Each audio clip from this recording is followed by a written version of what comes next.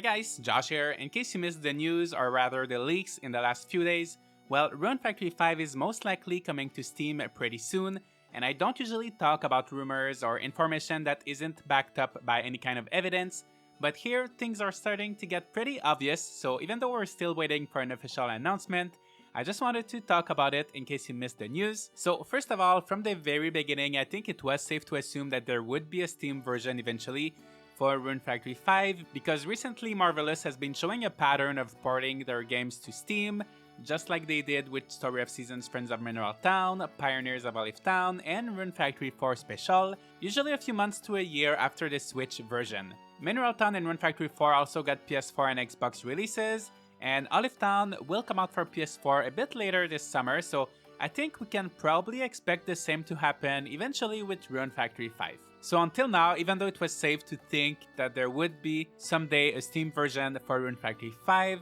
there was no certainty and of course no date. However, about 2 weeks ago, so you can tell I'm a little bit late at making this video, but on Steam DB, which is a third-party website that tracks all of the changes to the Steam database, some data appeared for Rune Factory 5 showing a release date of July 13, 2022,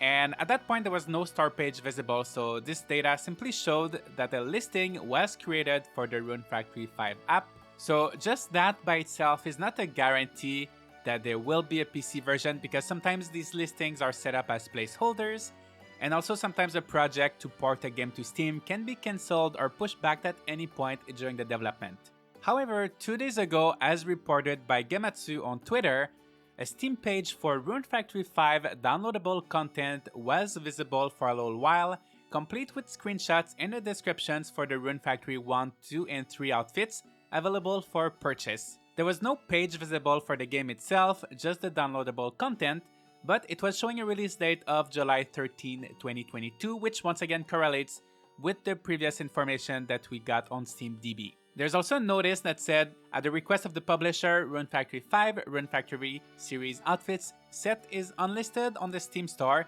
and will not appear in search. So obviously that page was not meant to be seen and you could only access it by using that specific link. However, currently it has been changed, the page is hidden, the link no longer works, but for a brief moment people were able to access that page. With this screenshot, however, we can see that things are starting to becoming a bit more concrete, and I think we can expect an official announcement at any time now regarding a Steam release for Rune Factory 5. So that's pretty much all that we know so far in case you missed it. And before we wrap up this short video, I would like to know if you're excited for this port of Rune Factory 5, and do you have any hopes or wishes for this version? I think that performance issues with Rune Factory 5 on the Switch unfortunately ruined the experience for a lot of people. I personally didn't mind it too much, but that's one of the complaints I definitely hear the most about this game. So hopefully it will run a bit smoother on computers with a good configuration,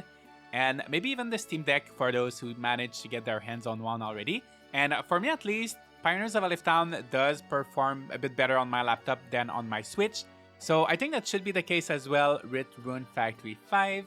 And the good thing also is that the community will most likely find a way to mod the game, just like they did with Olive Town, so who knows, we may have a way to make characters like Misasagi or Terry romanceable, increase the game's difficulty, or a ton of other adjustments and features that players would like to have in the game. I recently installed mods for Olive Town, allowing me, for example, to stack makers and furniture items, making inventory management a bit easier, and also to queue up to 100 items in the makers so I don't have to refill them all the time. These mods add a lot of convenience and they can really change how a game feels to play, even if they just add little tweaks here and there, so I would love to see things like that done with Rune Factory 5. However, one thing I'm a little bit more worried about, and that's an issue I had with Olive Town on PC, not sure how it was done with Rune Factory 4 Special, but the game was not optimized at all to play with a mouse and keyboard. I don't know if I'm in the minority, but I tend to play PC games with mouse and keyboard most of the time, more than with a controller.